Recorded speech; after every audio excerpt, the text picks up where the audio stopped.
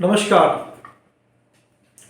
Bharatiya Janata party ने जो पैसा हजारों करोड़ रुपया राहुल गांधी को पप्पू साबित करने में लगा दिया, अब उनको ऐसा लगता है यह पैसा तो पूरी तरीके से बर्बाद हो गया, क्योंकि भारत जोड़ो यात्रा ने राहुल गांधी की जो तस्वीर बदली है वह कहीं ना कहीं भारतीय जनता पार्टी के नेताओं के माथे पर चिंता की लकीर खड़ी करती हुई नजर आ रही है।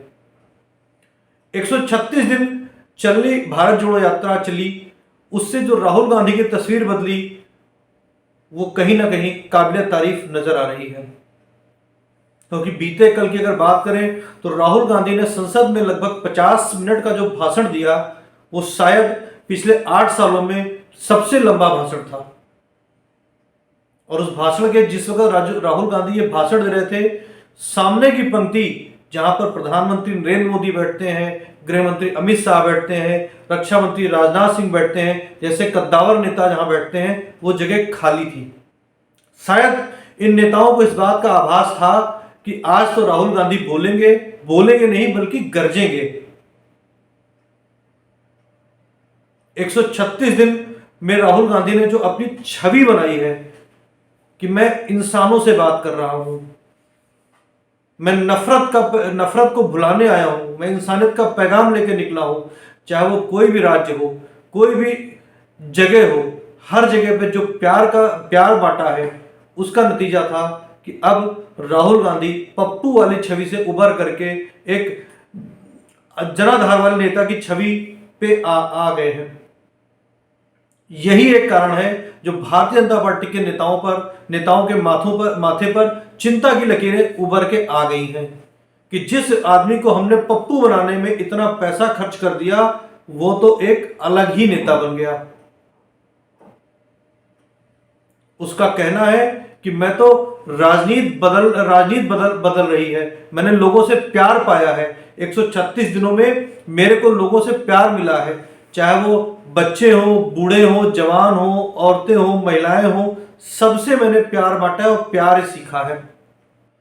सुदर्शन न्यूज के प्रधान संपादक हैं सुरेश चौहाड़के, जो कि मोदी भक्त हैं, या यूं कहें हिंदुत्व का पूरा उनका एजेंडा चलता है। पिछले 4 दिन पहले उन्होंने ट्विटर पर एक पोल चलाया कि भारत के अगले प्रधानमंत्री कौन हो सकते हैं।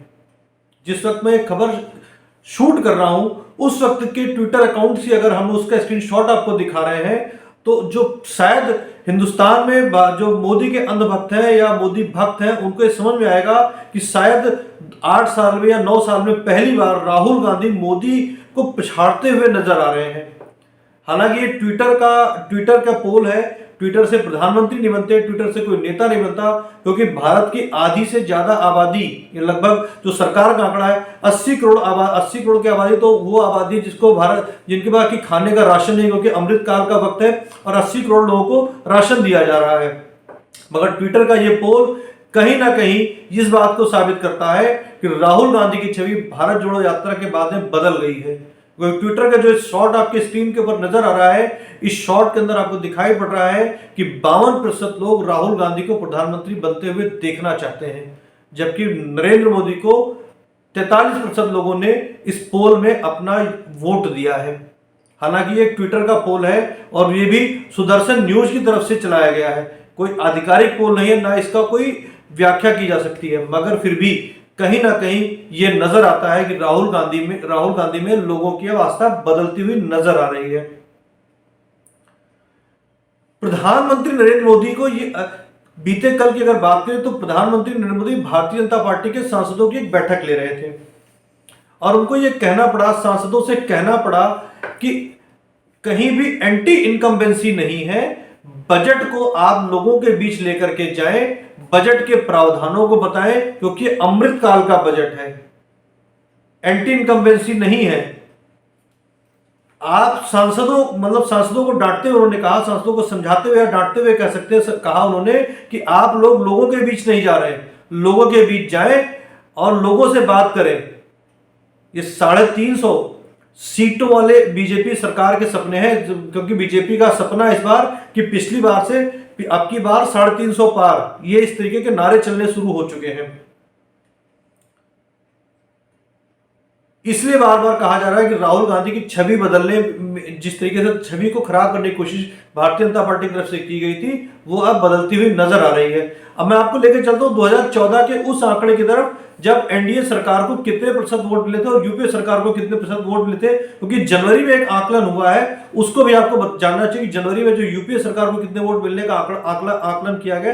अगर आज चुनाव होते तो 2014 में जब चुनाव हुए थे तो एनडीए को मिले थे 38% वोट, यूपीए को मिले थे 23% वोट। एनडीए मतलब नरेंद्र मोदी वाला गुट और यूपीए मतलब सोनिया गांधी और राहुल गांधी वाला संगठन गुट, उसकी बात कर रहा हूं मैं। 2014 का ये आंकड़ा है। अब बात आती है 2019 में एनडीए का थोड़ा सा प्रतिशत बढ़ा था, तो यूपीए का भी वोट प्रतिशत बढ़ा था। एनडीए का जो वोट प्रतिशत था वो 45% हो गया था, यानी कि 38% से 45% 7% की बढ़ोतरी हुई थी एनडीए के वोटिंग प्रतिशत में, जो वोटिंग हुई थी। और यूपीए का भी 22% से बढ़कर 27% हो गया था वोट प्रतिशत।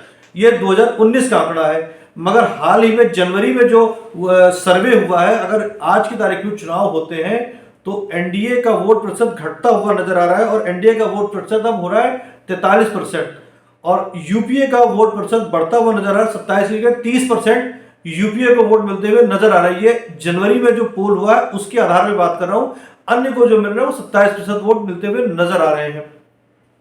मगर कांग्रेस ने बड़ा दांव खेला है।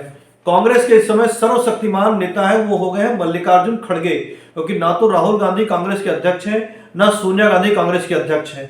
मल्लिकार्जुन खड़गे को कांग्रेस का अध्यक्ष बना करके एक बड़ा दांव खेला गया है। अब वो कैसे?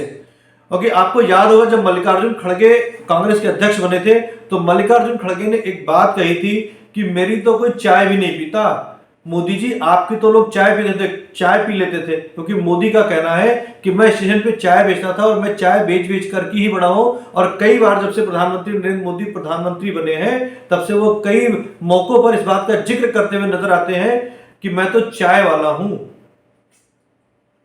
तो कहीं कांग्रेस कोई मतलब प्रधानमंत्री पद के लिए बड़ा गेम तो खेलने की तैयारी में नहीं है। एक संभावना यह नजर आ रही है कि इस बार कांग्रेस की तरफ से प्रधानमंत्री पद के लिए सशक्त उम्मीदवार मल्लिकार्जुन खड़गे हो सकते हैं। ऐसा हम दावा नहीं कर सकते, लेकिन एक संभावना नजर आ रही है कि इस बार अगला प्रधानमंत्री तौर के ऊपर मल्लिकार्जुन खड़गे का नाम आ जाए, क्योंकि दलित भी हैं और पहले भी कह चुके कि मेरी तो कोई चाय भी नहीं पीता, मुझे वोट कौन देगा, आपकी तो लोग चाय पीते हैं।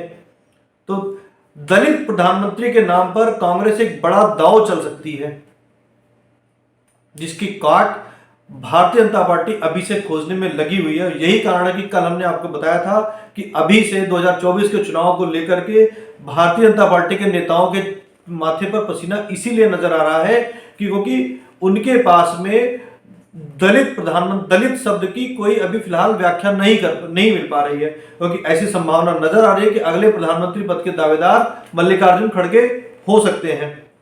राहुल गांधी का जवाब देने आज प्रधानमंत्री नरेंद्र मोदी लोकसभा में उतरे और जवाब दिया। राहुल गांधी जिस तरह से कल गरजे थे उस तरह से आज प्रधानमंत्री नरेंद्र मोदी भी जमकर गरजे और उन्होंने जमकर राहुल गांधी के आरोपों का जवाब दिया।